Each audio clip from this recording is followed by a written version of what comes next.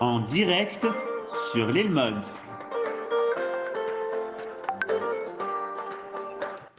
Shalom à toutes et à tous. On est très content de se retrouver comme chaque lundi avec le Rav Menachem Ackerman. Et c'est par hasard, mais à chaque fois qu'il y a des moments un peu difficiles où il y a comment dire ça, des fêtes, que ce soit des fêtes plus juives ou des fêtes plus israéliennes, c'est toujours le Rav Ackerman qui a le dernier mot, qui nous prépare à ces moments-là si importants, si intenses. Donc on est content que tu vas nous parler de Yom HaZikaron et de Yom HaAtzmaut. Bechavod. Todara, la vérité, c'est qu'on va parler aujourd'hui de Yom Ha'atzmaut. Je suis désolé de vous décevoir. Sans doute qu'au niveau de la communication, j'avais pas assez bien précisé les choses avec Johan, mais, mais c'est toujours une hésitation. C'est-à-dire que si on avait fait cours sur Yom HaZikaron, alors j'aurais pas eu l'occasion, parce que j'en ai pas parlé, de faire de shiur sur Yom Ha'atzmaut. Donc j'ai préféré prendre uniquement le thème de Yom Ha'atzmaut. Ceci dit, on est bien entendu en pensée complètement dans Yom HaZikaron, puisque dès la fin du cours, en gros, vers 7h15, ce sera déjà la tombée de la nuit, donc Yom HaZikaron va commencer, et Rev Yom Ha'atzmaut. Et ce soir à 8h, il y a eu des fois où on était en cours, mais aujourd'hui c'est pas comme ça. C'est-à-dire ce sera après le shiur.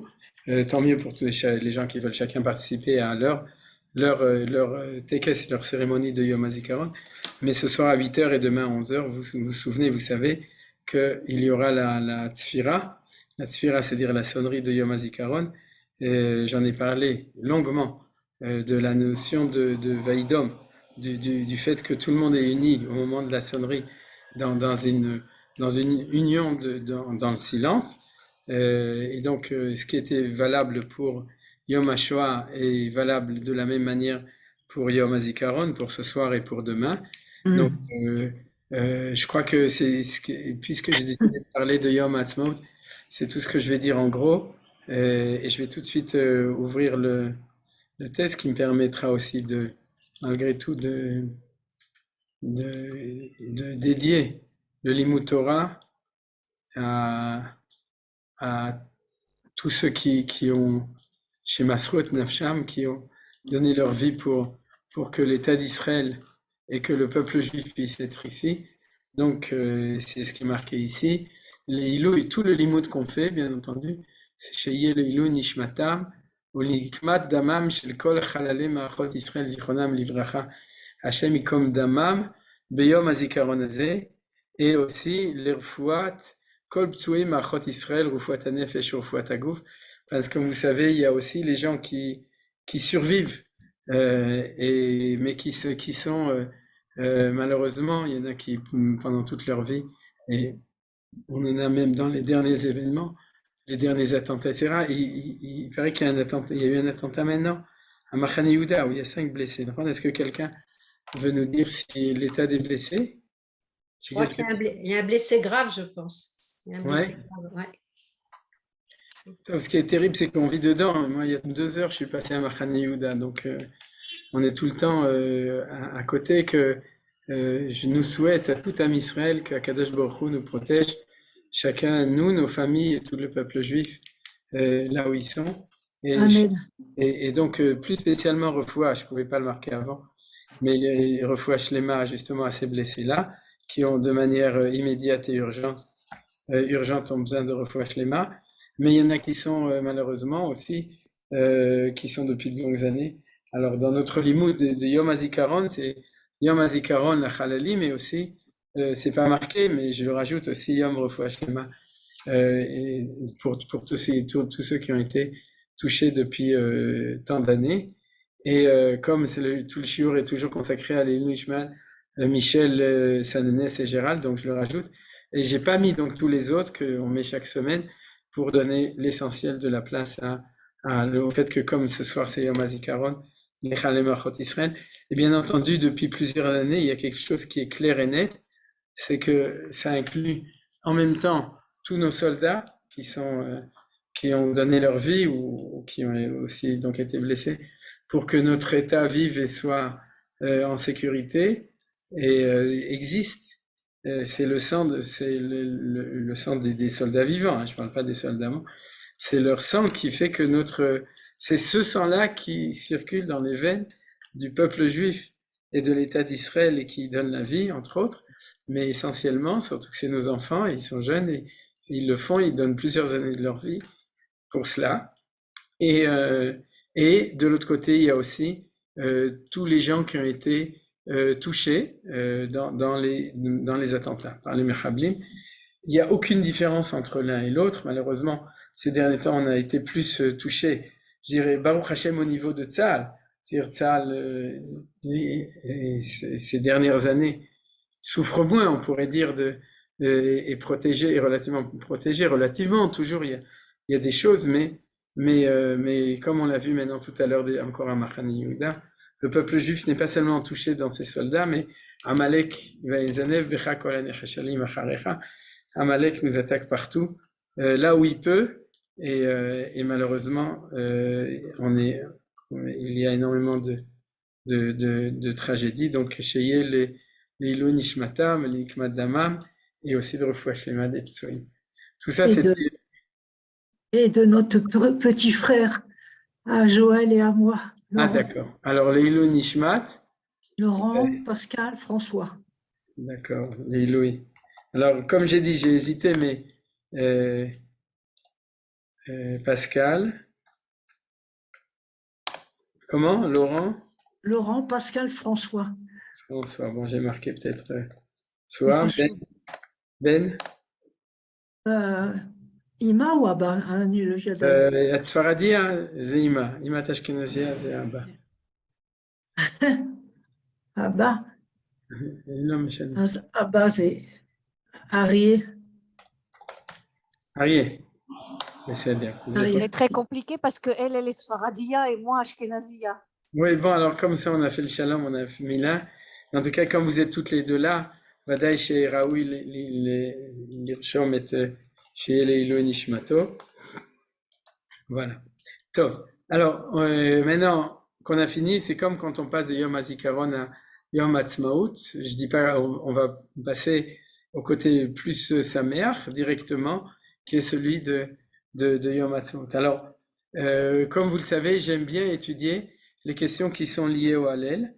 Et une partie des choses, pas ce que je vais enseigner aujourd'hui, mais d'autres aspects, on les a étudiés ensemble. Par exemple, il y a 2 ans, pour ceux qui se souviennent, moi en tout cas personnellement je m'en souvenais pas, il y a 2 ans on a étudié le Hallel lui-même. C'est-à-dire, on a étudié les 2 ou 3 premiers paragraphes du Hallel, et je m'étais promis qu'on continuerait le Hallel l'année prochaine, et on l'a pas encore fait, alors on va voir ce qu'on fera. Mais en tout cas, comme le lundi on étudie sur la Tfila, et qu'on a un petit peu oublié, puisque depuis Purim, en gros, il n'y a plus d'occasion tellement d'étudier sur la Tfila, vu que les fêtes se poursuivent, les bons événements et les moins bons événements, comme a dit Yoann. Donc, je me suis dit que cette année, c'était pas mal, de malgré tout, de consacrer peut-être même plus qu'un cours, c'est-à-dire peut-être la semaine prochaine aussi, pour étudier le Hallel. Pourquoi? Parce que si vous voulez, le Hallel, au niveau classique, on le dit pendant les 3 fêtes de pèlerinage, Pessah, Shavuot et Sukkot, ne pas se tromper, bien que le Hallel à Pessah, on le dit Shalem que le premier jour, mais le Hallel, c'est une mitzvah des 3 fêtes de pèlerinage. On le dit aussi à Hanouka, et comme on dit à Hanouka, alors le Rambam, lui, a fixé les lois du Hallel dans les lois de Hanouka. Sur les 2 chapitres de Hanouka, il a consacré un aux coutumes de Hanouka, comme l'allumage des bougies, et un deuxième chapitre, il l'a consacré au Hallel, c'est-à-dire pour tout le temps. On le lit à Rosh Chodesh, et puis de notre temps a été Mitradesh, c'est-à-dire il y a eu un renouveau au niveau du Hallel, qui est celui de Yom HaAtzmaut et Yom Yerushalem.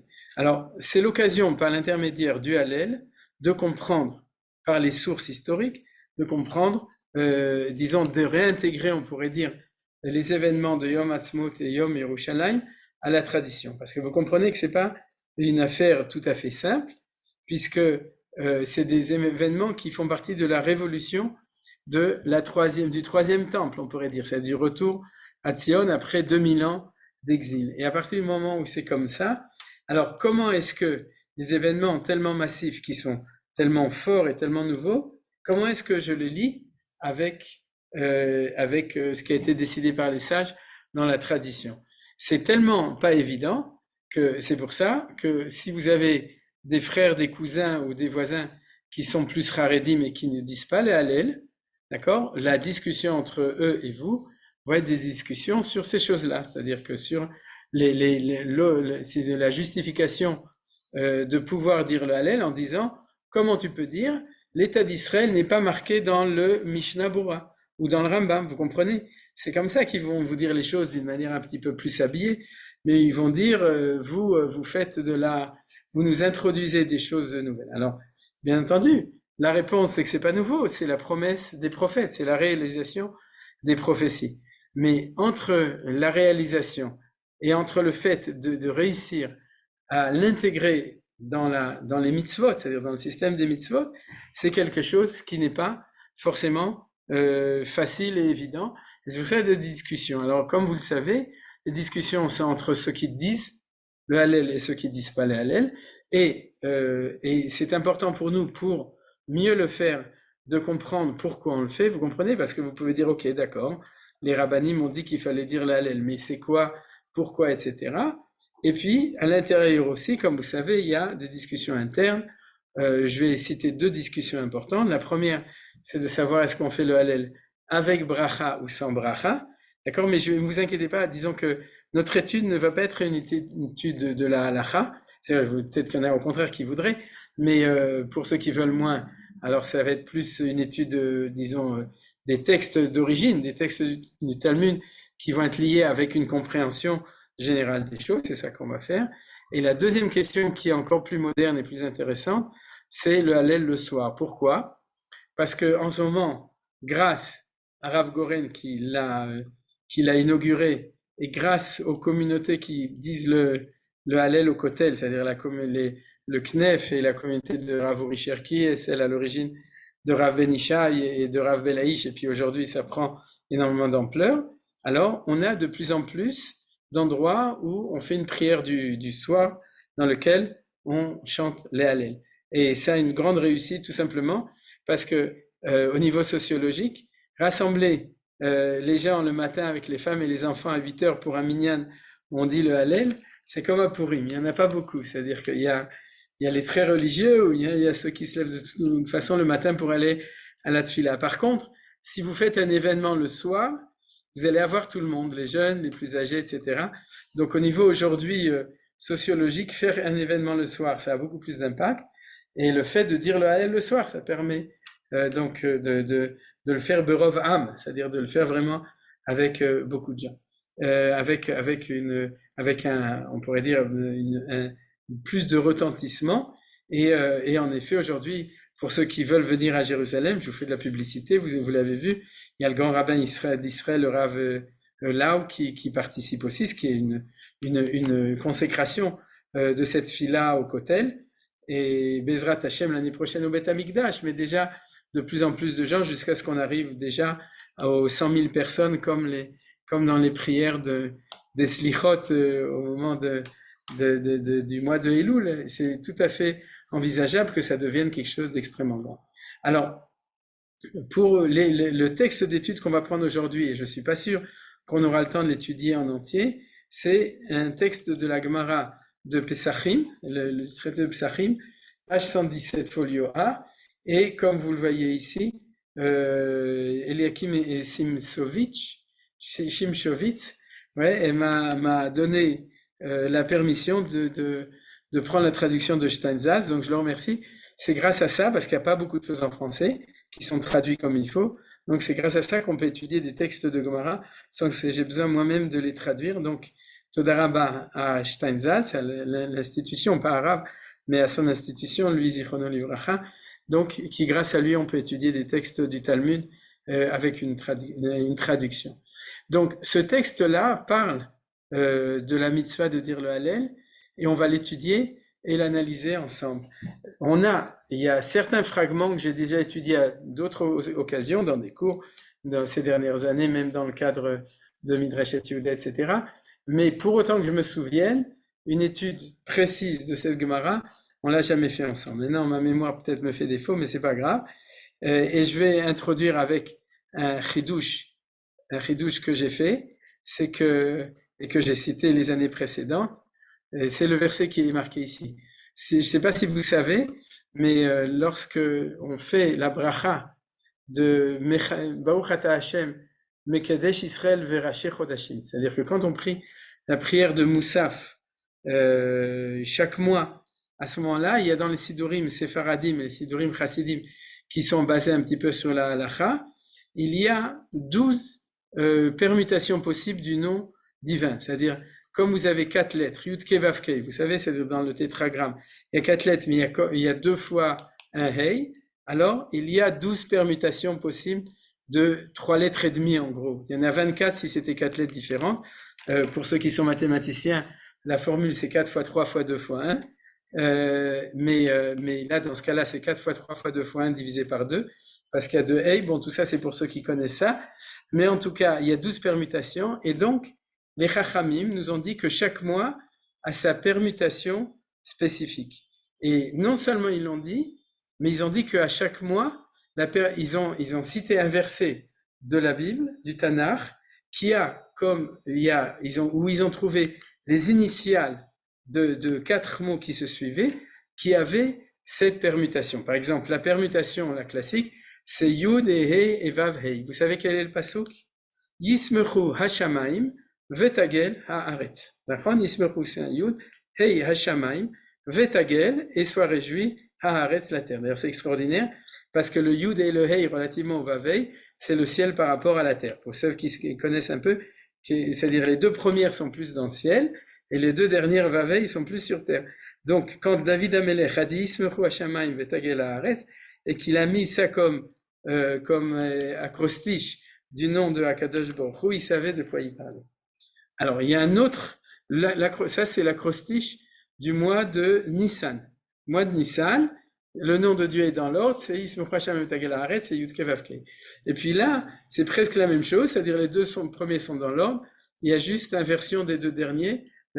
Après ça, il y a toutes les permutations, il y a toute une logique comment elles sont organisées. On l'avait étudié une fois, il y a 2 ou 3 ans, à propos du fait qu'il y a une année, à propos du 13e mois, des 12 mois qui font 13 mois, mais j'imagine que tout le monde s'en souvient pas, même ceux qui étaient au cours, mais en tout cas, comment sont organisées les permutations. Mais en tout cas, celle-là, après le mois de Nissan, il y a le mois de Iyar. Et le mois de Iyar, le pasuk qui est la kavana, l'intention, quand on dit Baruch Ata Hashem Mekadesh Israël Veraché Chodashim, c'est-à-dire on fait la bénédiction du Moussaf de Rosh Chodesh, il y a marqué telle est la permutation, et la source c'est ce verset Bezot Hitalel Amitalel Askel Veyado Aoti. Or si vous regardez, c'est quelque chose d'extraordinaire, c'est que ce verset dit comme ça, Bezot, dans celui-là, Hitalel Amitalel, dira le Hallel, celui qui dira le Hallel, et qui ce sera? Celui que Askel Veyadooti, celui qui aura la connaissance pour être capable de me connaître. Alors je vous le traduis comme ça. Jusqu'à 1948, on ne savait pas que c'était le sens, bien que les Juifs regardaient ça. Bezot, dans ce mois de Iyar, on dira le Hallel à Yom Ha'atzmaut, Amit Hallel, et on le redira à Yom Yerushalayim, puisque ces 2 dates tombent dans le mois de Iyar. Mais qui est-ce qui aura la chance de pouvoir le dire de tous les gens qui étudient la Torah?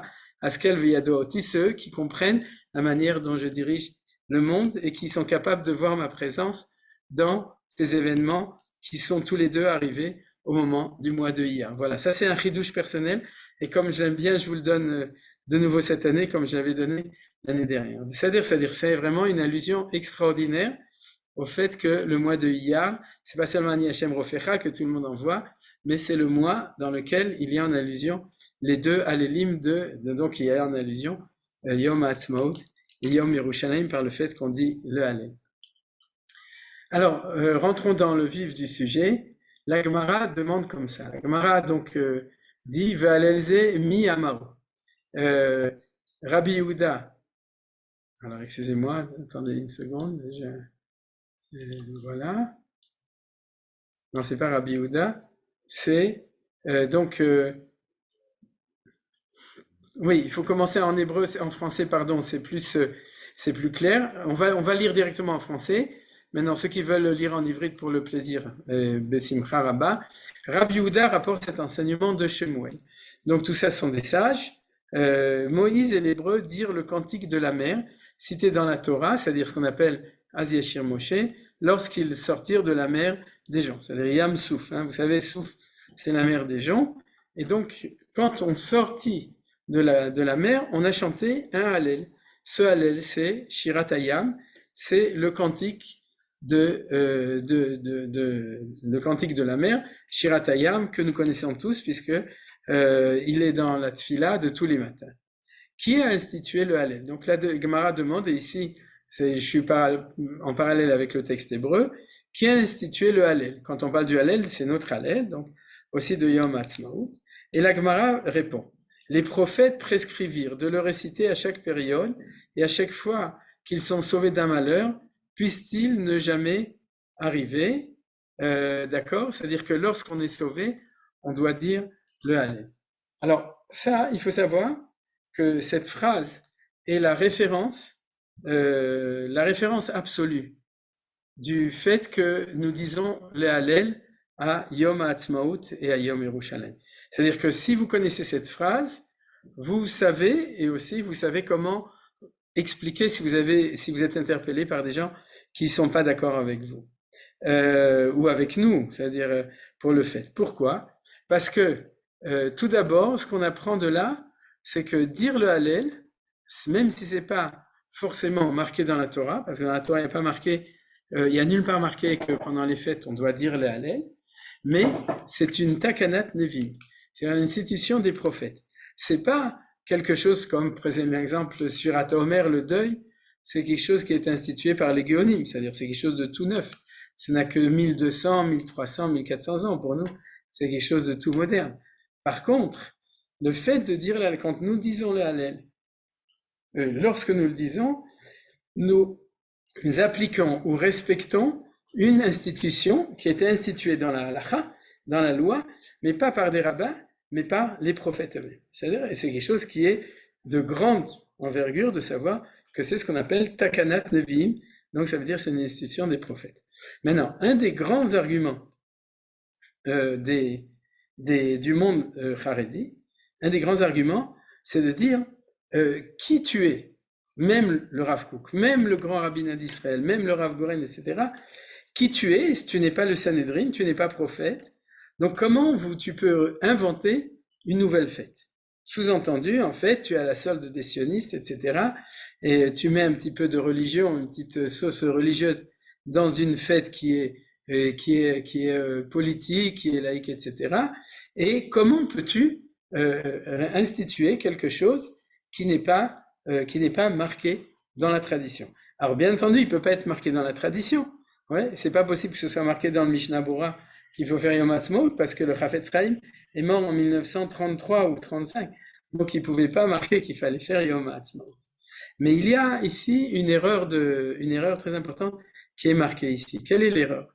C'est que le fondement de toute la loi, c'est que les institutions ont été énoncées ou bien dans la Torah, ou bien par les prophètes, ou bien ultérieurement par les Chachamim de toutes les générations. Et le rôle des sages de notre temps, ce n'est pas forcément d'instituer une nouvelle institution, mais d'être capable d'appliquer les principes dans une réalité qui change et qui se renouvelle. Je vous donne un exemple, c'est-à-dire que, en fait, qu'est-ce que ça veut dire? Ça veut dire que, qu'est-ce que les prophètes ont dit? Les prophètes ont dit que chaque fois qu'il y a un malheur et qu'on est sauvé du malheur, eh bien, on doit dire le Hallel. Parce que le Hallel, c'est la prière, qui est la prière qu'on récite, qui exprime l'intervention de Hachem pour nous sauver. Alors ça, on l'a déjà étudié les années d'avant, mais c'est très important. C'est pas la même chose que toutes les prières. Quand on fait la Hamida, quand on chante les Chadodi, etc., tout ce que vous voulez, on fait des prières qui chaque prière a sa particularité propre, d'accord? Alors, on pourrait dire comme ça, et c'est ça le sujet dont la Gemara traite. Lorsque le peuple juif est en situation de malheur, Al-Kol Tsara V'Tsara, regardez en hébreu c'est beaucoup plus clair, Al-Kol Tsara V'Tsara Shelot Avo Alehem Ukshenigali. C'est-à-dire qu'on est dans des périodes de Tsara V'Tsara, quelle que soit la Tsara, qui vient sur le peuple juif, d'accord? Tiknulaim le Israël, c'est le peuple juif, V'Kshenigalim, lorsqu'il y a Géoula d'une Tsara, alors qu'est-ce qu'on dit pour exprimer notre reconnaissance à Dieu? c'est-à-dire le Hodou Lachem Kitov Kilolam Prasdo, d'un événement qui s'appelle une tsara nationale, pas personnelle de chacun, mais nationale, et pour remercier, eh bien, le texte classique, c'est le Hallel. Pourquoi tout le monde ne le sait pas? Parce que les gens croient que le Hallel, c'est de la religion. Vous comprenez? Ils croient qu'on dit le Hallel à Pessah parce qu'on fait le Seder et qu'on mange la matzah. On dit Hallel à Sukkot parce qu'on prend le loulav, donc c'est joli de chanter quand on prend le loulav. Ils croient qu'on fait le Hallel à Hanouka parce que Hanouka, c'est une belle fête, etc. Ils ne savent pas forcément que le point commun de tout ça, de tous les Hallel, c'est la prière de libération. C'est-à-dire que si je dis que Yom HaAtzmaut, c'est Yom HaAtzmaut, et donc je demande à un Rav qui est un vrai Talmid Chacham, qu'est-ce que je vais dire en tant que juif religieux, ou en tant que juif tout simplement, puisque ça s'appelle Yom HaAtzmaut, alors il va demander c'est quoi Yom HaAtzmaut? Eh bien tu vas lui dire, c'est que le peuple juif a été sauvé, Géoula. Il y avait la Galoute, il y avait la Shoah, il y avait la guerre d'indépendance, on était dans plein de tsarot, et en 1948, on a eu une Géoula. Qu'est-ce que je vais dire? Eh bien, la Gemara nous dit, quand tu as une Géoula, tu vas dire les Hallel. C'est-à-dire c'est ça qui est important. C'est-à-dire, de nouveau, quand on va dire le Hallel Bezrat Hashem, c'est déjà demain soir et après-demain matin. Première chose, même si on ne comprend pas tous les mots, première chose, quand je dis les Hallel, je remercie Hashem pour être en situation de libération. C'est-à-dire, en situation de Géoula, Tzara, Mitor Tzara, Géoula, à ce moment-là, on doit dire le Hallel. Alors, pour revenir à la question des orthodoxes, c'est-à-dire des Haredim, nous aussi on est orthodoxes, mais disons à la question des Haredim, comment, par exemple on avait demandé au Chazon Ish, je ne sais plus qui avait demandé, mais à l'époque, quelqu'un était allé chez le Chazon Ish et il lui avait demandé, est-ce qu'il faut dire le Hallel? Et la réponse du Chazon Ish, nous n'avons pas les forces pour pouvoir instituer quelque chose de nouveau. C'est-à-dire réponse du Chazon Ish. Et réponse à la réponse du Chazon Ish, Yesh lanu koach. Et quel est ce koach? C'est le koach d'être capable d'appliquer les décisions historiques des prophètes. C'est-à-dire quand les prophètes ont dit que chaque fois qu'il y aura une Géoula, eh ben, on n'a pas besoin d'inventer une nouvelle fête. Vous comprenez? On n'a pas besoin d'inventer un nouveau rituel. Il faut uniquement appliquer la décision des prophètes de notre temps. Et ça, c'est quelque chose qui est important. Pourquoi? Parce que du coup, la force qui est demandée au rabbanim de la rabbanout pour instituer le Hallel n'est pas d'inventer une nouvelle institution, je m'explique bien, mais être capable de savoir est-ce que le temps est arrivé d'appliquer l'institution de dire le Hallel qui a été appliquée à l'époque de la sortie d'Égypte et à l'époque de Hanouka, par exemple. En Rashi, cet endroit-là, ici, Rashi dit comme par exemple Hanouka. C'est-à-dire, or, est-ce qu'à Hanouka il y avait des prophètes? Il n'y avait plus la prophétie. Et lorsque Rashi nous dit Kugon Hanouka, ça veut dire qu'il nous dit, bien que la prophétie a disparu, c'est-à-dire à l'époque de Hanouka comme de notre temps, nous, ce qu'on doit, c'est expliquer que la situation de Géoula actuelle correspond à l'institution des Nevi'im. Ouais. Salut Marc. Oui, je peux juste intervenir. Mais toute la problématique, c'est qu'eux, ils rentrent dans un cercle vicieux dans lequel nous ne rentrons pas. C'est-à-dire qu'à partir du moment où le Chazon Ish leur a dit qu'il ne faut pas, aucun des rabbins qui vont succéder ne va permettre. Et à chaque fois, c'est la réponse qu'ils nous disent. Qui tu es ou qui est ton rabbin qui est plus grand que le rabbin qui il y a 50 ans ou il y a 100 ans. C'est-à-dire ils n'ont aucune possibilité de revenir en arrière, puisque chaque fois, ils disent non, puisque celui d'au-dessus a dit non, moi, je ne peux pas dire oui. Oui. Alors, et ça, c'est toute la notion de sionisme religieux, c'est qu'on se permet de dire par rapport à celui d'au-dessus, non. Oui, parce qu'on a un autre rabbin. On fait ce qu'on appelle assez le harav. C'est-à-dire que chacun, il est assez qu'il ait un seul rav. Assez le harav. C'est-à-dire que tu dois prendre ton rav. Maintenant, tu diras, mais les gdolim, les machins, etc. Comme j'ai dit ce matin, je me suis un petit peu énervé hier matin au Macholev. J'ai dit, si on avait un Sanhedrin, c'est-à-dire qu'on a une institution, à ce moment-là, ce serait la décision du Sanhedrin. Et si dans le Sanhedrin, il y avait une majorité de chasse, alors on ferait le Hallel sans bracha à la fin de la prière.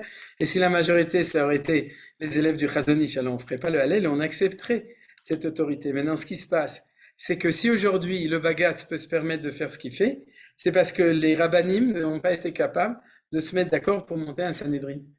Vous comprenez? C'est embêtant ce que je dis. C'est-à-dire que si au moment du retour de l'État d'Israël, tous les rabbanim s'étaient assis ensemble ou ça peut être aujourd'hui ou demain, à ce moment-là, j'accepterai. Mais comme depuis la destruction du temple, il n'y a pas de Sanhedrin, il n'y a pas de loi qui me dit qui est le Rav que je dois écouter. Sauf si j'habite dans une communauté et que c'est le Rav de ma communauté, normalement, je dois l'écouter. Mais en Israël, où il y a des centaines de rabbanim, et puis depuis longtemps, dans le monde entier, il y a des centaines de rabbanim, alors le principe de halakha, c'est assez les Rav. D'accord? Le Chazon Ish n'a pas plus d'autorité pour celui qui ne l'accepte pas que quelqu'un d'autre. C'est-à-dire, ça c'est quelque chose qui est important. Alors, ils disent il y en a plus. Alors le problème c'est au nom de quoi et comment ils comptent, puisqu'il n'y a pas de Sanhedrin, il n'y a pas de manière de compter. Ça fait partie des principes de halakha. Il ne peut pas y avoir de rov quand il n'y a pas de mangenon, de système où tout le monde s'assoit ensemble. Alors c'est pour ça que toi tu décris le fait qu'ils sont d'accord, et il faut qu'ils fassent chouva. Mais chez nous, n'existe pas comme. Moi, je me rappelle que quand j'avais appris que le Rav Mordechai Eliaou ne le faisait pas le soir, c'est vrai que j'avais été un peu bloqué à un moment. Il n'y a pas cette notion de principe qu'il y ait des grands parmi nos rabbins.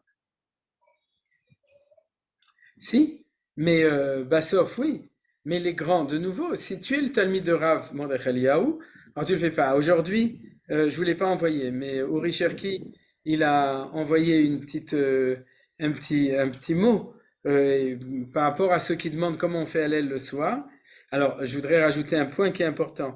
La seule institution au niveau du peuple juif en Eretz Israël, mais dans la mesure où c'est en Eretz Israël, c'est déjà pour le monde entier à un certain niveau, c'est pas encore le Sanhedrin. La seule institution qui a décidé d'être une institution qui est une institution nationale qui rassemble les rabbanim et qui n'est pas du tout parfaite, c'est la Rabbanut Harashit l'Israël. D'accord? C'est-à-dire le grand rabbinat d'Israël qui a été fondé à l'époque par le Rav Kook, Avraham Yitzhak Cohen Kook, etc., qui a deux grands rabbins, un Sfarad et un Ashkenaz, etc.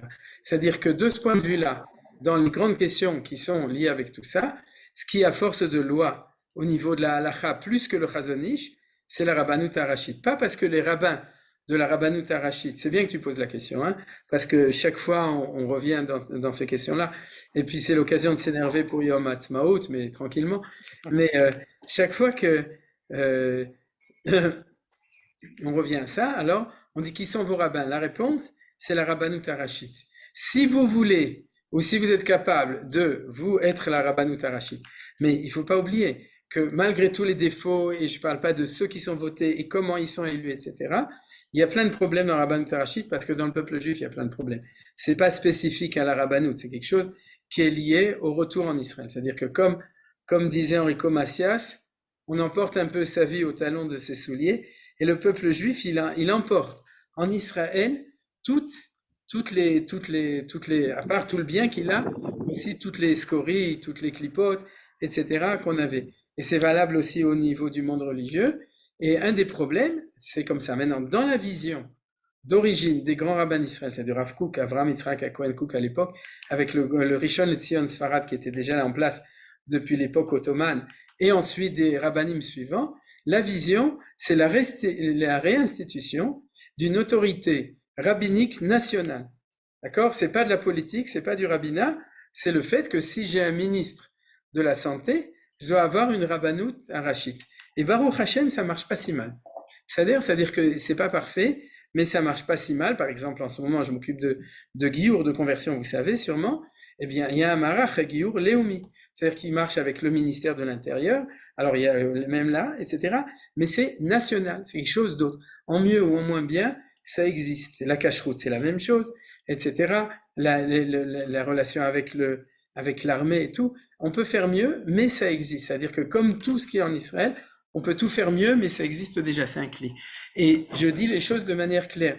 Ce cli-là est plus grand que n'importe quel autre rave qui ne fait pas partie, parce que lui, il reste un rave particulier, et non pas celui qui est le début qui va être amené après à amener un Sanhedrin, le début d'une psikat halacha nationale du peuple juif sur sa terre indépendante depuis 1948. Ça fait partie de la même chose. Maintenant, tu me diras, il est moins grand, le grand rabbin ou le rabbinat d'Israël est moins grand que ces rabbinim qui sont à l'extérieur, c'est possible, mais là-dessus, c'est un din qui est marqué dans la Torah. Ve'alita el hamakom ukamta ve'alita el hamakom asher Asher Ephra, c'est-à-dire tu monteras vers Jérusalem, ou Vata et la Kohen vers la Shofet, Asher Yeh Bayamim Haem, tu viendras vers le prêtre et le juge qui sera dans ton temps. Et Manitou en parlait tout le temps de ça.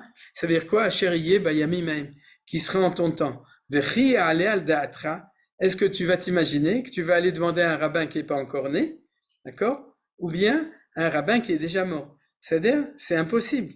Alors, qui est déjà mort, c'est pas impossible, on peut étudier ses livres. C'est-à-dire, il a écrit des livres. Mais la Torah nous oblige, et c'est ça, disait Manitou, l'importance de la dynamique de la Torah orale, de demander une sheila à un rabbin vivant. C'est-à-dire que normalement, théoriquement, Manitou insistait dessus, on ne devrait pas pouvoir statuer au niveau de la halakha avec des livres. Et la vérité, c'est que c'est nachon. C'est-à-dire que tu peux aller demander à un rabbin vivant qui va te dire ce que je suis possède, c'est je l'ai appris de tel livre ou de tel livre.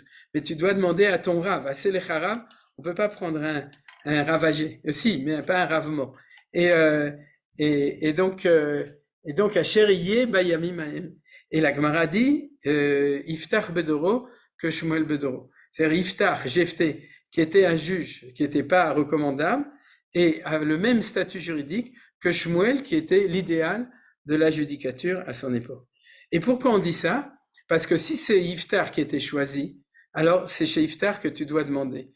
Alors de ce point de vue-là, c'est la même chose, c'est-à-dire que si une fois que l'institution a été fondée, qui est celle de la Rabbanout Harashit de l'État d'Israël, eh bien les rabbanim qui sont là-bas, sauf s'ils sont jugés inaptes, comme c'est le cas d'un grand rabbin d'Israël qui s'est retrouvé en prison, il avait un prénom qui ressemble au pigeon, mais il n'était pas du tout pigeon, et je ne vais pas vous dire son nom, mais les gens le connaissent, et il s'est retrouvé destitué parce que c'était quelqu'un qui était corrompu, mais tant que quelqu'un il a Heskat Kashrut, qui est kasher, alors il est entre Iftach et Shmuel au niveau, et c'est eux, c'est-à-dire c'est le rabbinat qui est la source d'autorité pour cette question-là.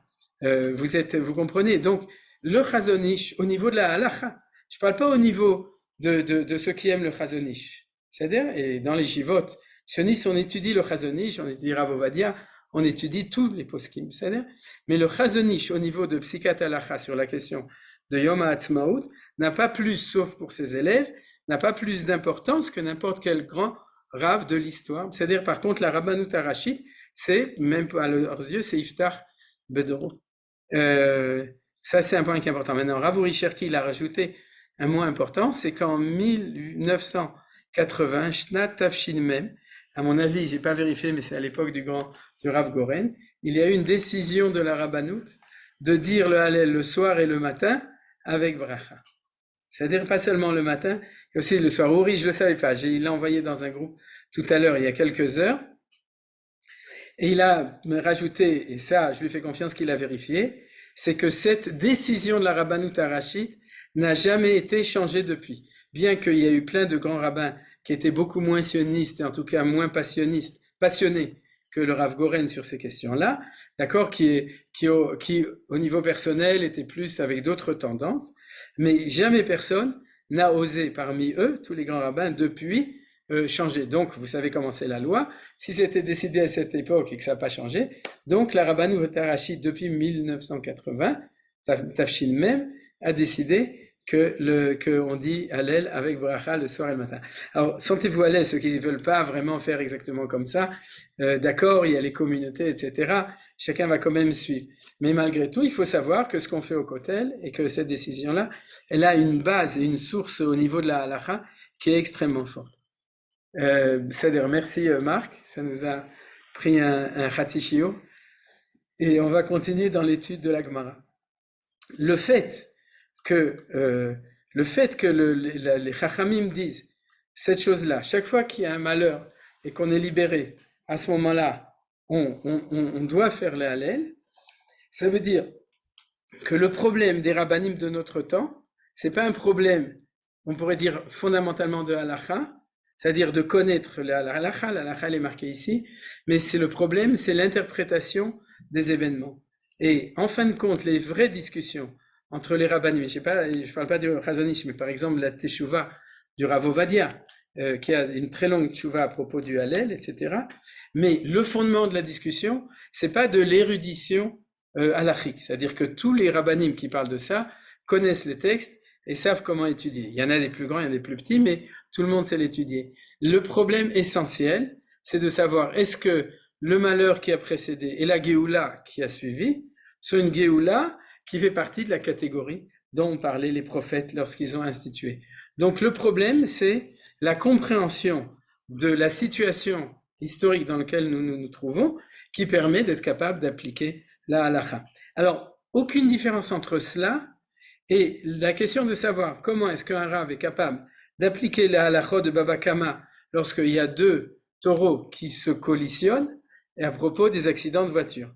Parce que le Tipesh dira comment toi, Rav ou Dayan, tu peux juger un accident de voiture alors qu'à l'époque de la Gemara ou à l'époque de la Torah, c'était la taureau chez Birtav et la taureau chez Balpédin. C'était des taureaux qui se rentraient l'un dans l'autre. Il n'y avait pas de voiture, donc tu ne peux pas appliquer. Et comment est-ce qu'on peut appliquer la Torah à propos de l'électricité le Shabbat, alors qu'à l'époque de la Gemara, il n'y avait pas d'électricité? Vous êtes d'accord? La réponse de tous les rabbanim, mais mon rôle à moi, c'est pas d'inventer une nouvelle loi, c'est d'être capable de comprendre dans une situation d'une réalité, c'est ça la Torah chez Baal Pé, qui est changeante, comment les principes, les chukim, les principes, sont appliqués dans la réalité. Et c'est pour ça que les rabbanim n'arrêtent pas d'écrire des shelot et des tshuvot, parce qu'ils sont tout le temps en train d'appliquer, d'ailleurs tous les juges sont là pour le faire, et d'appliquer les principes de loi dans une réalité fluctuante, dans une réalité changeante. Alors la différence, c'est que quand on parle de réalité d'électricité ou de voiture, on est dans de la technologie, on est dans des phénomènes qui sont beaucoup plus faciles à manipuler parce que c'est de la matière. D'accord? C'est les sciences exactes. Vous comprenez? C'est la physique, la mathématique, la chimie, la biologie, etc. Quand on s'occupe de la question du Hallel, on s'occupe des sciences humaines et des sciences historiques. Et là, c'est beaucoup plus difficile au niveau de la compréhension des choses parce que c'est pas des sciences exactes. C'est comme toutes les sciences humaines ou les sciences de l'histoire. Je crois que le point doit être, j'imagine que c'est assez clair pour vous, mais il faut quand même le préciser. C'est la discussion entre Rav Goren et Rav Ovadia Yosef, entre Manitou et je sais pas un autre Rav, etc. Vous comprenez? Ou le Rav Kook et le Rav Salant à Jérusalem ou le Chazon Ish. Il faut être honnête. C'est pas une question d'érudition, c'est une question des sciences historiques. D'accord? Alors, c'est pour ça que quand on s'occupe d'électricité ou d'accidents de voiture, il s'avère que les rabbanim de toutes les tendances ne sont pas, on dit pas, lui c'est un Haredi, lui c'est un Ashkenaz, lui c'est un Sfarad, lui c'est un sioniste, tout le monde est d'accord. Pourquoi? Parce que s'asseoir sur une question de technologie de voiture, d'électricité, c'est neutre. C'est-à-dire donc ça s'arrange. Quand on rentre dans des questions d'histoire, on est dans quelque chose de beaucoup plus profond. Comment Akadosh Baruch Hu intervient dans son monde et est-ce que le retour en Israël, c'est le début de la Géoula? Et c'est là la discussion. Alors si jamais un Haredi te dit non, mon rabbin, lui, il a les sources qui disent qu'il ne faut pas le dire et vous faites de la politique, il voulait répondre, ton rabbin, il interprète l'histoire telle qu'il l'interprète et mon interprétation de l'histoire, je crois, Vanima Min Be'emuna Shlema, que c'est la bonne, et ton rabbin à toi, eh bien, il a une autre interprétation. L'exemple le plus extrême, vous savez, c'est ce du rabbi de Satmer pour qui l'État d'Israël, c'est Maasé Satan, vous savez. C'est-à-dire qu'on est tout le temps en exil et que c'est un acte du Satan. Alors, c'est quoi? C'est une interprétation de l'histoire. Ou qui a fait l'État d'Israël? C'est-à-dire, alors, de l'autre côté, quand nous, on s'occupe du fait, et c'est pour ça que je vous dis, on n'étudie pas au niveau directement des questions de halakha, on étudie au niveau des questions des fondements. C'est-à-dire que cette Gemara, qu'est-ce qu'elle nous dit? Elle nous dit une seule chose. Le temps, quand arrivera un temps où le peuple juif sera dans une tsara et qu'il y aura une Géoula, ce que tu devras demander à tes chachamim, c'est qu'ils te disent, explique-nous ce qui s'est passé, et s'il te dit que c'est une Géoula, alors c'est évident qu'on fera la Hallel. Parce qu'on a appliqué la loi, comme à propos du Hashmal, de l'électricité et le Shabbat, on a appliqué la loi à la réalité nouvelle qui arrivait et qui n'avait pas été écrite par les anciens, puisque les anciens avaient parlé du principe général, mais l'application de la loi de notre temps, c'est ça que font, et c'est ça que sont obligés de faire, et doivent faire les rabbanim. Donc, c'est ça la question fondamentale, et sur cette question, on étudie ça toute l'année, tous les ans et toute l'année, le fait que l'État d'Israël, c'est en fin de compte, le fait que Akadosh Baruch Hu nous a ramenés dans notre pays, nous a donné l'indépendance, a fait Kibbutz Galuyot, le retour des exilés. L'indépendance et la conquête du pays, c'est les 3 points essentiels, le retour de la Torah en Eretz Israël, etc. Il y a énormément de points, plus la Hashgacha, la providence extraordinaire de Akadosh Baruch Hu. Et toutes ces choses-là sont les signes du fait que on est le 5 Iyar 1948, on était en situation de Géoula. Et puisqu'on était en situation de Géoula, application de la loi des prophètes, on dit le Hallel. C'est-à-dire, ça c'était la première partie du cours. Si vous avez des questions, vous savez quoi, on les garde pour la suite du cours. C'est-à-dire, mais ça c'était la partie qui était importante quand on étudie cette chose-là. C'est de comprendre ce premier principe, c'est que dire le Hallel, c'est exprimer et appliquer le fait qu'on est dans un temps comme à la sortie d'Égypte, qu'on est dans un temps où on était Betsara, on est dans un temps de Géoula. Alors, la Gemara, elle continue, elle dit comme ça. Rabbi Meir disait, toutes les louanges du livre des psaumes ont été dites par le roi David, car il écrit, sont terminées les prières de David, fils d'Ishaï. Au lieu de Kalou, on peut dire Kol et Lou, toutes ces louanges sont de David. Rashi explique cette Gemara, et il faut la comprendre pour la suite qu'on va tout de suite lire. Ce que Rashi nous explique, c'est que, et c'est le deuxième sujet dans la Gemara, mais qui est lié, c'est que toutes les prières de Tehillim, vous savez qu'il y a 150 psaumes dans Tehillim, tout le monde le sait. C'est-à-dire, il y en a qui ne savaient peut-être pas qu'il y en avait 150, mais tout le monde sait qu'il y a plein de psaumes. Alors, il y a des psaumes qui commencent par Tefila.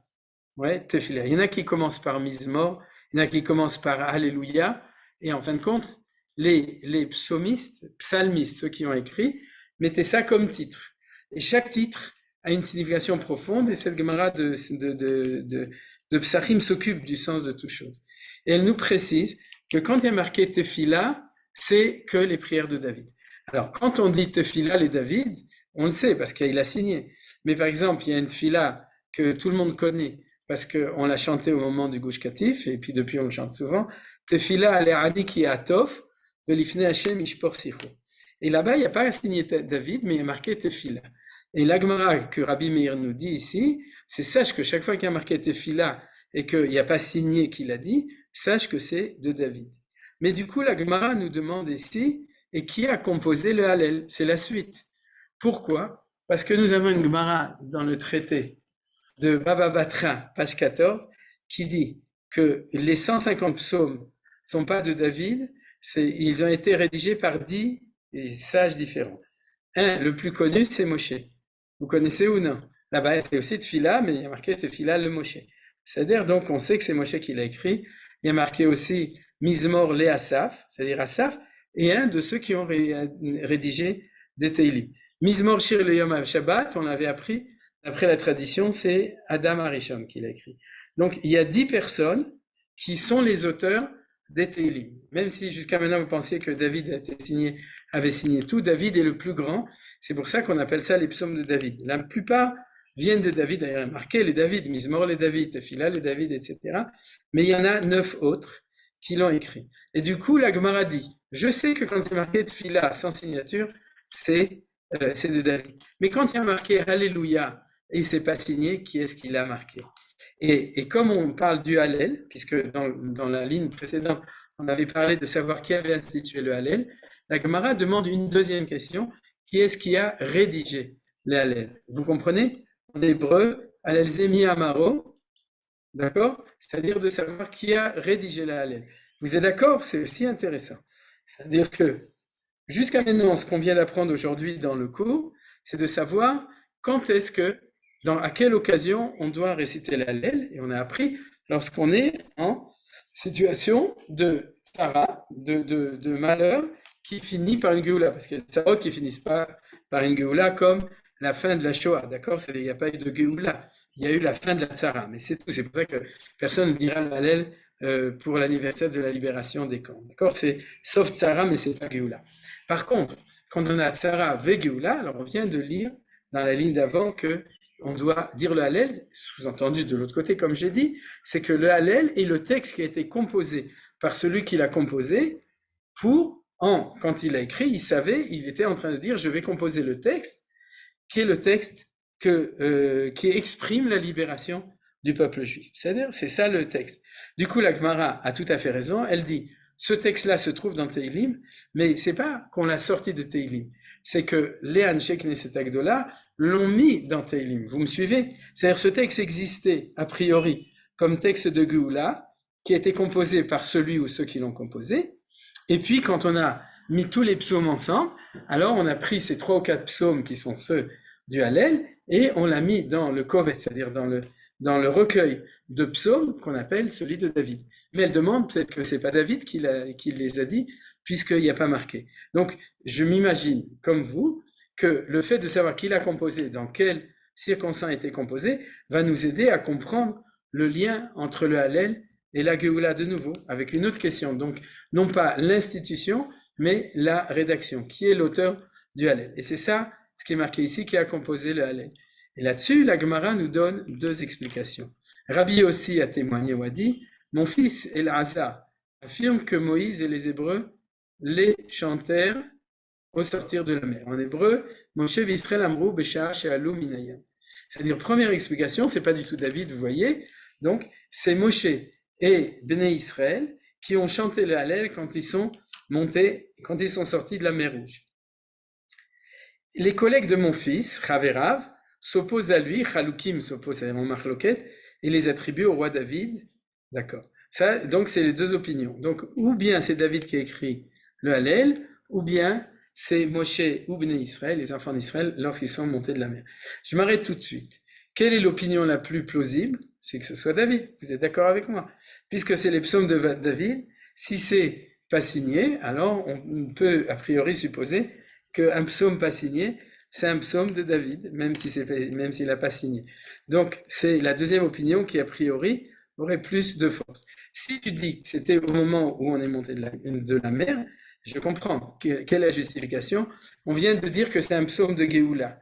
Donc, si c'est un psaume de Géoula, alors la grande Géoula, c'est la sortie d'Égypte.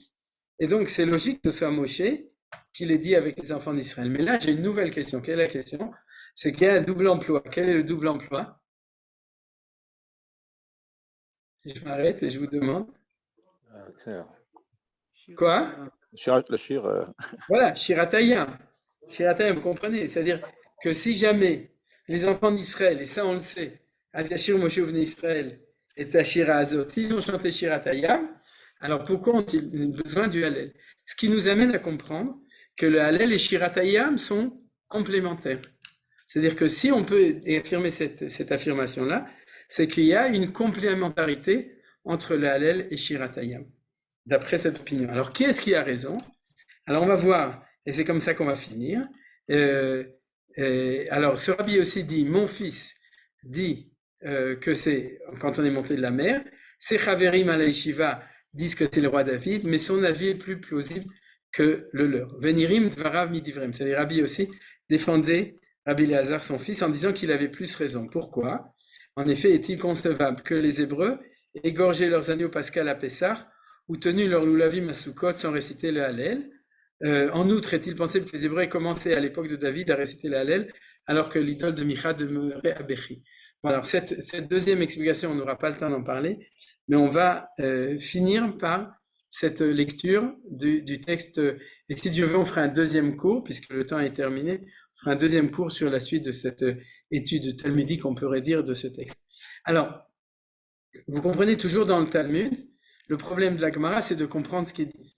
C'est-à-dire que Rabbi aussi dit qu'en fin de compte, l'opinion qui est la plus, je vais juste la faire descendre pour qu'on voit tout le texte ensemble, c'est-à-dire l'opinion qui est le plus concevable, c'est celle que c'est Moshe et les enfants d'Israël qui l'ont dit, parce que comment on peut imaginer que depuis la sortie d'Égypte, on amenait l'agneau pascal à Pessah, on tenait le lulav à Sukkot sans réciter le Hallel.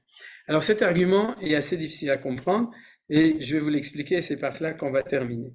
En tout cas, le point qu'on pourra retenir d'essentiel, c'est que le Hallel que nous avons, d'après cette opinion, bien que ça se trouve dans Tehillim, quand on récite le Hallel qui a été écrit par Moshe et les enfants d'Israël lorsqu'on est sorti de la mer. Alors, le premier point que je voudrais, c'est répondre à la question du double emploi entre Az Yashir Moshe et le Hallel? La réponse, elle est très claire et on la reverra, si Dieu veut, la semaine prochaine. C'est quoi? C'est qu'en fin de compte, il faut chanter 2 chants. C'est quoi les 2 chants? Le chant circonstanciel et le chant d'éternité. D'accord? Le chant circonstanciel, c'est que chaque fois qu'on a un événement de Géoula, il faut chanter le chant de cette Géoula. Et de notre temps, Ayom Ha'atzmaut, c'est quoi le chant de notre Géoula? C'est la Tikva. Et Ayom Yerushalayim? Alors, c'est quoi? Yerushalayim Shel Zahav. C'est incroyable, mais c'est vrai. C'est-à-dire qu'il y a un chant qui a émergé, qui s'est avéré être le chant circonstanciel. Mais c'est pas suffisant, parce que le chant circonstanciel manque d'une dimension d'éternité, pardon. Et le chant qui va être constant à toutes les Géoulot, qui va être écrit du coup, si c'est Moshe, les enfants d'Israël, Benevoie, en prophétie. C'est-à-dire, c'est pas que les prophètes ont uniquement institué, c'est que c'est les prophètes qui ont écrit le Hallel, c'est-à-dire, et ce Hallel, il a en lui l'éternité de la Géoula. C'est-à-dire, toutes les Géoulotes sont inscrites dans le Hallel. Ça, c'est quelque chose qu'on avait appris un petit peu il y a 2 ans, quand on était rentré dans le texte. Mais c'est quelque chose qu'il faut se dire, c'est-à-dire, Yom Ha'atzmaut, Yom Yerushalayim, sont marqués dans le Hallel. Je ne sais pas où ils sont marqués, mais ils sont inscrits dans la mesure où quand Moshe et les enfants d'Israël ont rédigé le Hallel, parce que vous voyez que c'était la question, ils ont rédigé une louange à Dieu qui est pour toutes les Géoulotes de l'histoire, de manière éternelle. Et c'est ça qui est expliqué dans le fait que ça n'a pas du tout dérangé les Chachamim de dire qu'au moment où on est sorti de la mer Rouge, on a chanté 2 chants. Un qui est marqué dans la Torah, Az Yashir Moshe, et un qui ne va apparaître que dans le livre de Teilim, mais qui existait déjà depuis cette époque-là, puisqu'il avait été écrit par Moshe et les enfants d'Israël. Alors, quel est l'argument de Rabbi Yossi pour dire, vous voyez ici, pour dire, attendez, excusez-moi, du coup je vais le mettre en une autre couleur. Quel est l'argument de Rabbi Yossi pour dire que c'est évident que le Hallel n'a pas pu être rédigé par David Améler? C'est un argument qui a l'air un petit peu bizarre. C'est dit comme ça. Lorsque les Juifs tenaient le Lulav depuis la sortie d'Égypte, tu t'imagines qu'ils prenaient le Lulav et qu'ils ne disaient pas le Hallel? Lorsque les Juifs amenaient le Korban Pessah, tu t'imagines qu'ils amenaient le Korban Pessah et ils ne disaient pas le Hallel? Ça me rappelle toujours la blague que quand on demandait quelle est la preuve qu'Abraham allait avec une kippa, il y a une version chassidique qu'il allait avec un shtreimel. Et vous savez où c'est marqué dans la Torah? Non, Yosef, il sait. Il dit oui. Alors c'est quoi? Voilà, Vayelech Avraham ou Vayelech Moshe. D'accord? C'est la blague, on peut la faire. Vayelech Avraham le Massa. Avraham allait. Or, tu t'imagines un juif qui marche et qui n'a pas une kippa sur la tête ou qui n'a pas un shtreimel sur la tête. Donc on a l'impression que c'est un peu l'argument de Rabbi Yossi. Bien entendu, c'est pas possible. Ils disent aujourd'hui, quand un juif prend le lulav, c'est marqué dans le Sidour qu'il faut lire le Hallel. Quand un juif il fait le Seder, c'est marqué dans le Sidour ou dans la Gada qu'il faut chanter le Hallel. D'accord? Ou quand ils offraient le Korban Pessah, c'est marqué dans la Mishnah de Psachim. Alors, donc, c'est pas pensable qu'ils aient pas dit le Hallel, puisqu'ils faisaient le Korban Pessah ou qu'ils prenaient le lulav comme nous prenons le lulav. Mais ça tient pas la route, puisqu'il n'y a pas marqué dans la Torah que le premier jour de Sukkot, tu prendras le lulav et tu diras le Hallel. C'est pas marqué. Alors, quel est cet argument? Il est marqué que tu prendras le lulav. On n'est pas obligé de lire le Hallel dans la Torah quand on prend le lulav. On n'est pas obligé dans la Torah de lire le Hallel quand on amène le Korban Pessah. On n'est pas obligé de lire le Hallel quand on mange la matzah et du maror, comme c'est marqué dans la Torah. C'est-à-dire que c'est quelque chose qui est rajouté. Mais il y a marqué ici. Alors, je vais vous donner la clé, à mon avis, de cela. C'est-à-dire le Hallel, c'est pas un chant, c'est pas stam un chant, c'est une Odou Lachem Kitov, c'est le fait de remercier Akadosh Baruch Hu. Ce qu'on a appris avant, c'est que quand tu as une Géoula, il faut le remercier, pas pour le fait qu'on a à manger ou qu'on est à la bonne santé, il faut le remercier pour la Géoula. Donc le Hallel, c'est le chant de remerciement éternel de toutes les Géoulotes.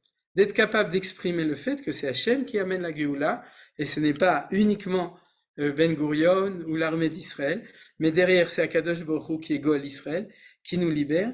Et si on veut l'exprimer, on peut le dire de nos mots, on peut dire merci Dieu que tu nous as fait une Géoula, c'est-à-dire, mais ou bien si tu veux le faire dans le texte qui a été écrit prophétiquement dessus, tu dis oui, il est ce texte, et bien on te dit c'est le Hallel. Or, les fêtes de pèlerinage sont des fêtes religieuses? Oui, bien entendu, d'accord? Mais c'est des fêtes dans lesquelles Dieu a dit, 3 fois par an, tu vas traduire le fait que tu es sorti d'Égypte par des mitzvot. Tu vas monter au temple, tu vas à Sukkot prendre le loulav, à Pessah amener le korban Pessah, et à Shavuot tu vas lire dans la Torah. Mais comme tu dois te souvenir que ces 3 fêtes sont Zecher l'Itziat Mitzrayim, qui sont en souvenir de la sortie d'Égypte, si tu es un juif normal, c'est impossible que quand tu accomplis la mitzvah que Dieu t'a demandé de faire, c'est-à-dire de prendre le loulav à Sukkot ou d'amener le korban Pessah après ça, c'est impossible que tu le fasses de manière rituelle. D'accord? C'est-à-dire en disant Dieu a dit, je vais le faire. Tu dois te demander, lama, pourquoi je fais ça? Je fais ça parce que Dieu m'a sorti d'Égypte. Si Dieu m'a sorti d'Égypte, qu'est-ce que je dois faire? Je dois le remercier. Comment je le remercie? Je dois dire le Hallel. Donc, la Gemara dit, c'est impensable qu'un juif n'ait pas fait le Hallel lorsqu'il prenait son loulav depuis la sortie d'Égypte. Or, c'est pas marqué dans la Torah. Bien entendu que c'est pas marqué dans la Torah. Pourquoi? Parce que Dieu ne nous demande pas, dis-moi merci. Vous vous souvenez, on avait parlé ça à propos de la prière. Est-ce que la prière peut être une mitzvah minatora ou non? Le Hallel, c'est la même chose. Si Dieu te dit, remercie-moi, quand tu lui dis merci, tu fais une mitzvah, mais tu le remercies pas. Puisque c'est lui qui t'a obligé à le remercier. Il y a un vrai remerciement. C'est quelque chose qui vient du fond du cœur. Lorsque ça revient naturellement, c'est que tu as compris ce qui t'est arrivé. Qu'est-ce que dit la Gemara? C'est pour ça que c'est la blague de la Kippa et du Streimel. La Gemara Rabbi aussi n'amène pas de source. Il dit, tu t'imagines un juif qui prend le loulav et qui ne penserait pas à dire merci à Kadosh Baruch Hu pour le fait qu'il prend le loulav parce qu'on est sorti d'Égypte, qui va Sukkot, au Shafti et Ben Israël, Botsiotam, Eretz Israël. Tu imagines un juif qui mangerait le Korban Pessah et ça lui viendrait pas à l'idée de dire merci à Kadosh Baruch Hu parce qu'il nous a sortis d'Égypte et grâce à ça, on fait Pessah et on mange le Korban Pessah ou on mange la matzah et le maror et on est content avec la famille et avec les invités, etc. S'il n'est pas capable de dire merci, c'est qu'il a rien compris. C'est qu'il est dans le ritualisme et il n'est pas dans l'authenticité de ce que Akadosh Baruch Hu t'a demandé. Lui, il t'a donné une mitzvah pour te souvenir que tu es sorti d'Égypte. Toi, si tu te souviens, alors tu lui dis Toda Rabba. Et comment tu lui dis Toda Rabba puis c'est une Géoula? Tu fais le Hallel. Pourquoi? Comment est-ce qu'on termine par cela? Et du coup, je vais terminer. Parce que c'est ça l'argument de Rabbi Yossi. Rabbi Yossi t'a dit c'est pas une question de religion, c'est une question de moralité et de normalité. Si tu es normal, au moment où tu fais les fêtes de pèlerinage, tu dis merci, donc tu dis le Hallel. Et c'est ça la preuve de Rabbi Yossi, que c'est impossible que ce soit David Améler, puisque si c'est comme ça, depuis la sortie d'Égypte, les pauvres juifs, comment est-ce qu'ils pouvaient remercier Dieu? Ils disaient donne-nous un texte pour remercier Hachem. Et il dit mets le texte. Donc il fallait bien l'écrire. Et donc c'est Moshe qui l'a écrit au moment de la sortie d'Égypte pour qu'ils aient un texte pour remercier pour tout ce qui s'est passé à ce moment-là. C'est-à-dire, pourquoi je vous ai dit tout ça? Parce qu'en fin de compte, si on se demande pourquoi dire le Hallel à Yom HaAtzmaut, c'est pas parce qu'on est religieux, c'est parce qu'on est normaux. Vous avez compris? C'est-à-dire qu'on n'a pas besoin qu'on ait un rave qui nous dise, on n'a pas besoin qu'on ait un rave qui nous dise de ne pas le faire comme le Chazon Ish. Si on est normal, on comprend très bien que si pour Hanouka on dit le Hallel, alors Kal Vachomer ben Benosh el Kal Vachomer a plus forte raison que pour les miracles que nous avons vécus au moment dans notre génération de 1948 en Tachar et après au moment de la guerre de 6 jours. Si on est un juif normal, on veut remercier Hachem. Et comme on a étudié la Sugia dans Psachim, on sait que c'est cette manière de remercier. Donc quand je vais dire le Hallel, je ne vais pas dire c'est marqué dans le Sidour qu'il faut faire le Hallel, je vais dire je fais le Hallel parce que je suis un juif normal. C'est-à-dire j'ai compris que et je dois remercier Akadosh Baruch Hu parce que si on ne le remercie pas, on ne le met pas dans l'histoire, on le met en dehors de l'histoire, d'accord? C'est-à-dire on le laisse en dehors de l'histoire, que ce soit du côté trop religieux ou pas assez religieux, c'est-à-dire qui oublie de mettre Akadosh Baruch Hu dans l'histoire contemporaine. Et ce que nous dit Rabbi aussi, c'est si tu es normal, à ce moment-là, sois capable d'exprimer ta normalité, de ce qu'on appelle la karatatov, la reconnaissance, sur cet événement spécifique qui est la Géoula. Zéou. Donc si vous voulez, vous êtes invité à poser des questions, et puis sinon... Bonsoir Rav, c'est trop court 1 heure pour t'entendre. Qui c'est qui a dit ça? Je n'ai pas entendu. C'est moi. D'accord. Alors, Besséder, Aval, Bezrat Hashem, si c'est possible, la semaine prochaine, je ne crois pas qu'il y a trop d'événements. On n'est pas encore à l'Akba Omer. Donc, le cours de la semaine prochaine, c'est la suite de cette Gemara. Donc, il faut que vous révisiez pendant la semaine. Je vous enverrai le texte et je ferai un petit examen au début pour voir si vous avez tout bien compris. Et puis, Bezrat Hashem, parce que la Gemara continue. Vous avez compris, c'est que c'est une analyse des concepts qui sont derrière la Gemara. Donc, Bezrat Hashem, j'espère qu'on pourra continuer. J'ai compris moi. la marloquette qui a écrit le Hallel. Mais normalement, le Hallel, il ne peut pas être écrit par David puisque c'est Moshe qui l'a chanté. Non, Shirat Hayam, c'est sûr. Le Hallel, a priori, on n'a aucune information. Il fait partie des 150 psaumes et ils ne sont pas signés. Au moins, il n'y a pas marqué Rembrandt en bas. Tu ne sais pas, tu vends aux enchères, comment, au nom de qui tu vas le vendre. C'est-à-dire, donc, comme il n'est pas signé, alors tu pourrais dire aussi quelqu'un d'autre. C'est-à-dire, mais donc là, il y a eu 2 propositions. Et de nouveau, on a expliqué que c'est la première proposition, c'est que dans la mesure où il fallait bien remercier depuis la sortie d'Égypte, il fallait bien que le texte soit composé. D'accord. Okay. Alors, qui, je crois Myriam ou il y avait Nadine, qu'est-ce qu'il voulait? Je voulais parler du Gomel, mais c'est individuel, c'est pas pareil, ça n'a rien à voir. Exactement. Il y a, quand quelqu'un il a une Sarah et une Géoula personnelle, il y a 2 textes. Il y a d'abord le Gomel, et il y a un deuxième qui s'appelle Sheasalines Bamakom Azeh ou Bazman Azeh. C'est-à-dire que si tu passes à un endroit où tu as eu un miracle, ou si tu arrives à un temps où tu as eu un miracle, on peut dire Sheasalines Bamakom Azeh, à cet endroit-là.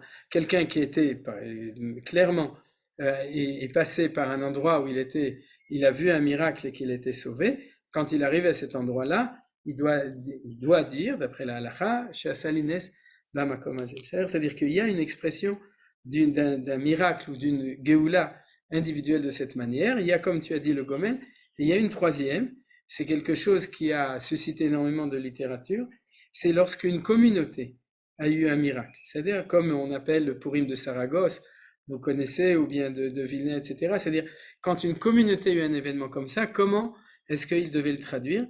Et c'est là que les rabbinim m'ont dit, fais attention, ne fais pas le Hallel après la Hamida, parce que c'est pas une Géoula du peuple entier. C'est-à-dire, il faut pas mélanger. Le Chida, entre autres, Raphaël Yosef David Azoulay a statué, entre autres, plein d'autres, sur le fait que lorsque c'est qu'une communauté, c'est pas le peuple juif, donc il faut faire attention à pas mélanger le peuple juif et la communauté. Une communauté, même si c'était la communauté d'un pays, etc., qui a eu un grand miracle, c'est pas la même chose que ce qui s'est passé de notre temps. Et qu'est-ce que c'est le Purim de Saragosse? Ah, je sais pas, mais c'est connu. C'est qu'ils ont eu comme toutes les persécutions, les goïms ont décidé de tous les tuer, ils sont rentrés dans la synagogue, ils ont prié, et puis Hachem il les a libérés, et du coup ils ont fait mais celui de Saragosse, il est connu, mais je sais pas historiquement ce qui s'est passé, mais il y en a eu plein d'autres, c'est-à-dire que des communautés qui avaient un jour de Yeshua et de Géoula dans lequel il le mentionnait, ce qui est d'ailleurs tout à fait normal. C'est-à-dire c'est entre le collectif et l'individu, mais ceci dit d'après la halakha, quand c'est pas tout Israël, c'est considéré quand même comme d'une certaine manière plus individuelle. C'est-à-dire qu'on ne peut pas appliquer cette Gemara dans ce cas-là. C'est comme les Tunisiens qui mangent des pigeons pendant l'Haftara de Jétro. Oui, il y a eu aussi un miracle à ce moment-là. Oui, il y avait des petits-enfants. Il y a eu beaucoup. Mais il ne faut pas confondre ça avec Yom Ha'atzmaut. C'est-à-dire, bien entendu. Non, je le dis parce qu'il y a certains poskim qui font certaines. On a bien compris de ce que tu nous avais dit, que c'était une Géoula du peuple en entier. Oui, Merci beaucoup. Tov, alors. Merci beaucoup. Alors, Bezrat Hashem, on se retrouve ou à Yom Hamishi, au milieu de la manifestation, ou bien lundi prochain pour la suite du même cours, si Dieu veut. Nous, on va manifester en Zoom. Ah, ça, je ne sais pas si c'est valable. Ah oui, si tu es en France. On amènera la caméra pour montrer que tu es là. Voilà. Ken, בסדר. טוב, אז בעזרת השם, גם qu'on ait la nechama, la consolation, comme j'ai dit au début, pour toutes les halalim, pour tous les gens qui ont donné leur vie pour le peuple juif et l'État d'Israël, la Shrina qui est revenue, et que aussi on est Chag Sameach, on peut se dire Chag Sameach pour la joie, et Bezrat Hashem pour l'expression rouchanite de cette joie dans la Mirat Hallel, si Dieu veut, et demain soir et le lendemain matin. Vezeu, kol tov, à bientôt. Kol tov. Au revoir et Chag Sameach à tous. Chag Sameach. Sameach. Sameach.